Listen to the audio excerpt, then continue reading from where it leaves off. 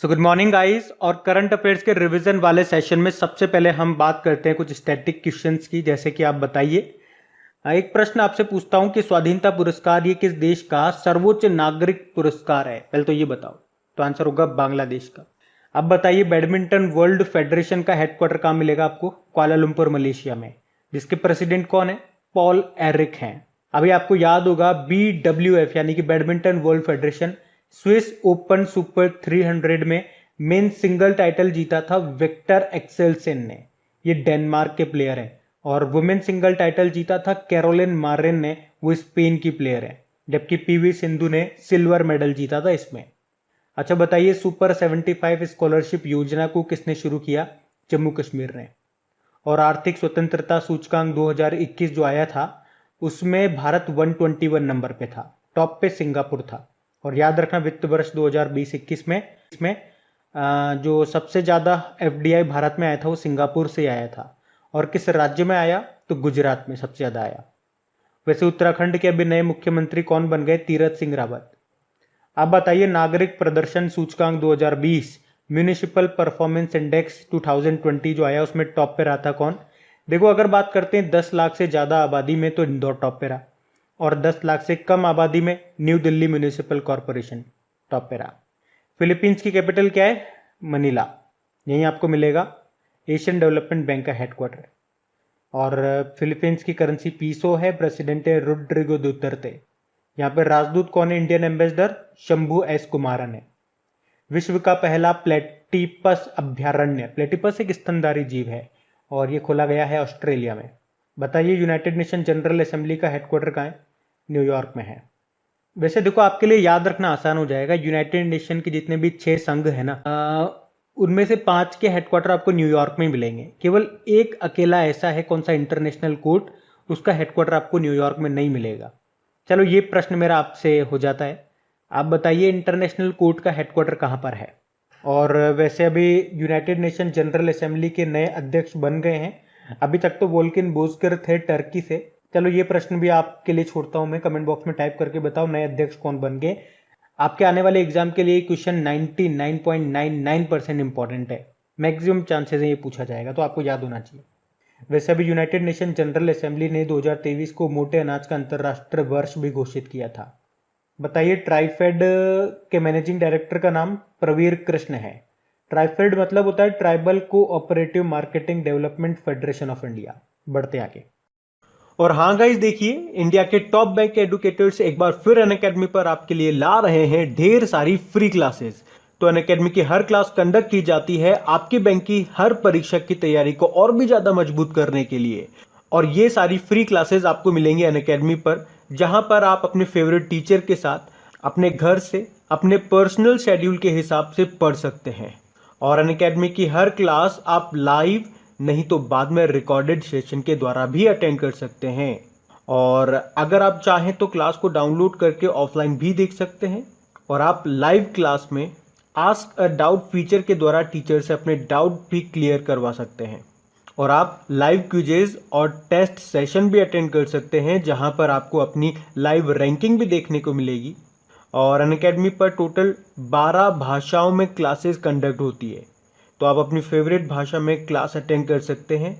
आप अपने टीचर के साथ इंटरेक्ट कर सकते हैं, लाइव पोल में पार्ट ले सकते हैं। और ये सभी फीचर आपको मिलेंगे एक ही प्लेटफॉर्म पर, एक ही सब्सक्रिप्शन के साथ। तो आज ही सब्सक्राइब करें अनअकैडमी पर और इन सभी बेनिफिट्स का लाभ उठाइए। और हाँ देखिए, अगर आप मेरा कोड जो कि है क्रेक एग्जाम 10 यूज करते हैं तो आपको एडिशनल 10% का इंस्टेंट डिस्काउंट भी मिलता है।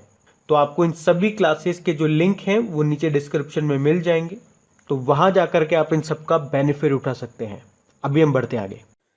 तो अब डेज की बात करते हैं। बताइए, विश्व समुद्री दिवस वर्ल्ड मैरीटाइम डे कब मनाया जाता है? तो देखो, ये कोई फिक्स नहीं है। सितंबर के लास्ट थर्सडे को मनाया जाता है। लास्ट टाइम हमने ये 24 सितंबर को मनाया था, जिसकी थीम थी sustainable shipping for a sustainable planet. और 2021 में हम इसे मना रहे हैं 30 सितंबर को।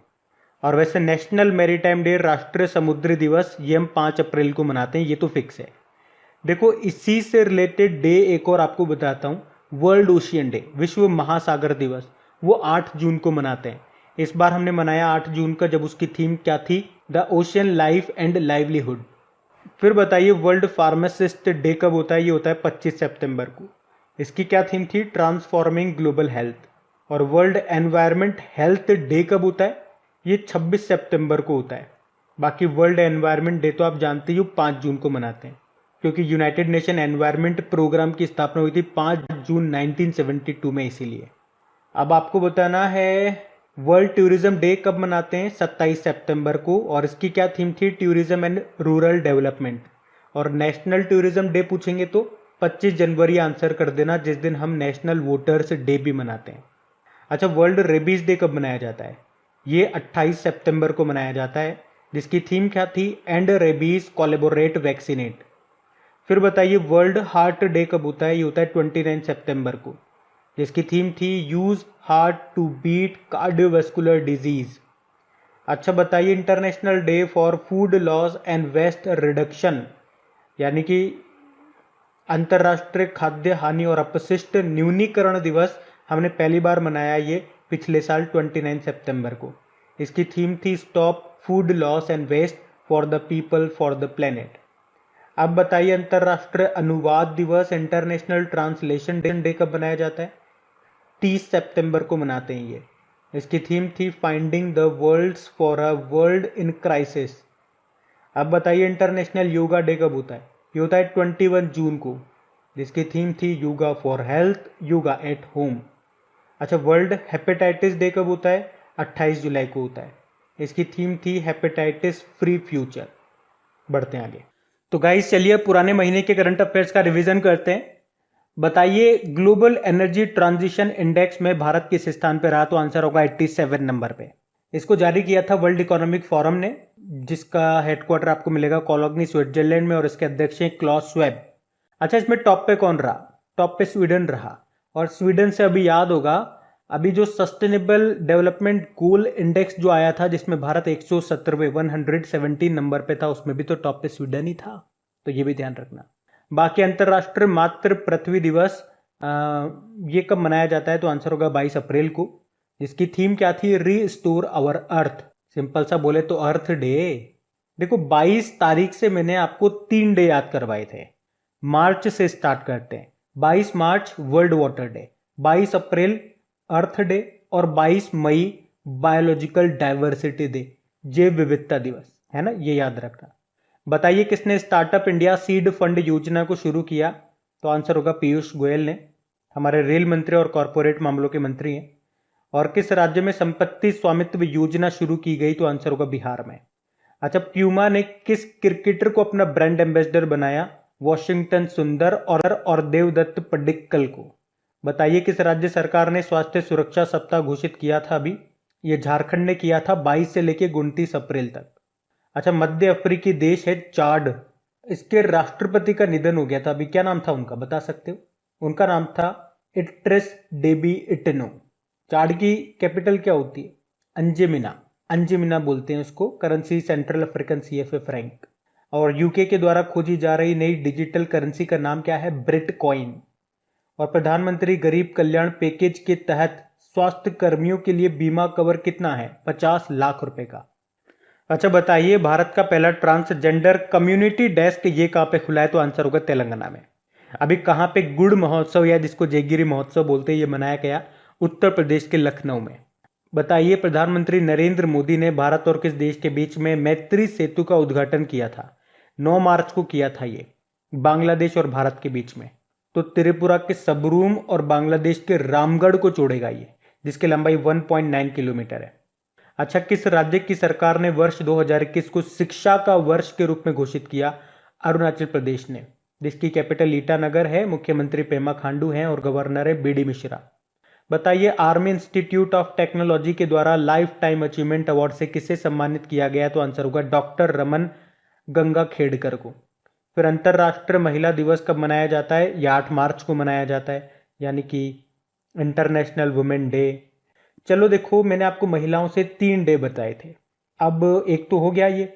अब बताओ राष्ट्रीय महिला दिवस कब मनाते हैं? नेशनल वुमेन डे याद रखना 13 फरवरी को। और अगर आपसे पूछा जाए अंतरराष्ट्रीय ग्रामीण महिला दिवस कब मनाते हैं? तो 15 अक्टूबर याद रखना, याद रखोगे ना। अच्छा बताइए, Asia Pacific rural and agriculture credit association के नए अध्यक्ष कौन बने? GR चिंटला। और किस बीमा कंपनी ने बिजनेस किश्त सुरक्षा कवर को लॉन्च किया? HDFC एर्गो ने, जिसका हेडक्वार्टर मुंबई में है और उसके CEO रितेश कुमार है। बताइए, भारत की पहली महिला लोको पायलट का क्या नाम है? सुरेखा यादव है। और मध्य प्रदेश की एक दिन की गृह मंत्री कौन बनी थी? मीनाक्षी वर्मा बनी थी। बढ़ते आगे। तो चलिए कल के करंट अफेयर्स को रिवाइज करते हैं। बताइए, किसे प्रतिष्ठित सेंट्रल यूरोपियन यूनिवर्सिटी के ओपन सोसाइटी पुरस्कार से सम्मानित किया गया? अब यह आंसर होगा के शैलजा को। केरल की पूर्व स्वास्थ्य मंत्री हैं ये। वैसे वर्तमान में केरल की स्वास्थ्य मंत्री हेल्थ मिनिस्टर कौन है? वीना जॉर्ज उनका नाम है। बताइए, किस राज्य सरकार ने मुख्यमंत्री महिला उद्यमी योजना को शुरू किया? बिहार ने। एक्चुअल में दो योजनाएं हैं, एक तो है मुख्यमंत्री महिला उद्यमी योजना और एक मुख्यमंत्री युवा उद्यमी योजना। इसमें बेरोजगार युवाओं और महिलाओं को बिजनेस करने के लिए 10 लाख रुपए देगी सरकार। और सबसे बड़ी बात यह है, उन 10 लाख में से 5 लाख तो उनको जमा ही नहीं करने, 5 लाख जमा करने, वो भी किस्तों में आप जमा कर सकते हो। जिसमें महिलाओं को तो कोई इंटरेस्ट नहीं देना है, युवाओं को केवल मात्र 1% का इंटरेस्ट देना है। फिर बताइए, किसने French Grand Prix 2021 formula 1 race को जीत लिया? तो आंसर होगा मैक्स वर्स्टपन ने। और देखिए, आपकी जो क्रेक एग्जाम एप्लीकेशन है वहां पे आप क्विजेज जो हैं वो अपडेट होना स्टार्ट हो चुकी है। और अभी तक जितनी भी आपकी फॉर्मूला 1 रेस हो गई है, कुल मिलाकर के 6 या 7 रेस हो चुकी है, तो उन पे आपकी क्विज वहां पे बन गई है। तो जब भी आप डेली करंट अफेयर्स की क्विज लगाने जाते हो तो बीच बीच में बाकी जो और टॉपिक वाइज क्विजेज हैं, स्टैटिक क्विजेज हैं, जैसे कि ये फॉर्मूला 1 की क्विज हो गई, डेज वाली क्विज अभी तक आपकी तैयार हो चुकी है, तो इनको भी लगा लिया करो।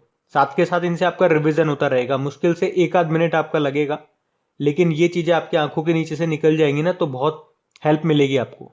लेकिन उसके लिए पहले आपकी क्रेक एग्जाम एप्लीकेशन को अपडेट जरूर कर लेना। अपडेट नहीं करोगे तो शायद वे क्विज वहां पे आपको ना मिले।